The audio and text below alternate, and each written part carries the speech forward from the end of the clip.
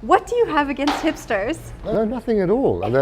When you put a brewery in Woodstock, you've got to love hipsters. And hipsters are people who are at the forefront. They find new things. Hopefully they'll find our beer. And quite frankly, we're hipsters, so we really are just taking the fun out of ourselves. Well, it's an amazing ad. Kudos to you on that. So we're here to launch Garagista craft beer. Why don't you tell me a little bit about how this came to be? Well, I mean, I've always loved beer from pre-drinking legal age, unfortunately. But me too, that's okay. And I worked for a very big brewing company for a number of years. But last year I was lucky enough to be in the States and at West Coast and just saw how craft beer had exploded and just kind of reignited the love of beer for me. So I thought, why not come and do it? I've been working with a company called SurePeer with a really amazing technology we wanted to harness into beer making for the first time. So felt like everything had come together at the right place. Great place in Woodstock, right vibe, and to produce a really urban, gritty, fun beer that didn't take too seriously. And tell me about craft beer. It seems like there's an uprising of craft beer in South Africa. Well, not just South Africa. South Africa is actually behind the game. Really? Yeah. In the States, it's at about 8% of national volumes. Wow. I went to bars where there were no national brands anymore. Not to decry national brands. Guys do really good beer, but people are really expressing themselves. Lots of personality and flavor in the beer. And so beer's sort of having a renaissance like wine has over the last couple of years.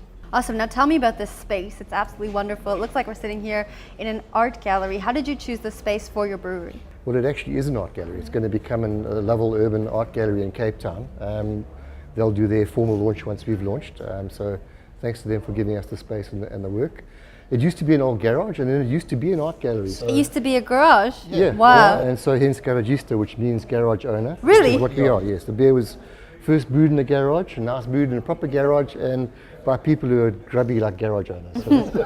So is that where Garagista comes from? Yeah, it's Italian for garage owner, but it has a reference to Enzo Ferrari, who called newcomers to Formula One, and he used a rather pithy term. We'll just say that he called them Garagista, but he thought they were lowering the tone, and we're kind of lowering the tone of beer as well, so it's fine. Now tell me about the different beers you have here right now today. At the moment, pale ale, our own version of it, really, really fruity and light. Is that what you're drinking now? Yes, this is what I'm drinking, this beautiful beverage I'm drinking. A couple of ciders, an apple cider and a pomegranate cider with a light beer to come, and a stout in the near future. So yeah, got a bit of a range.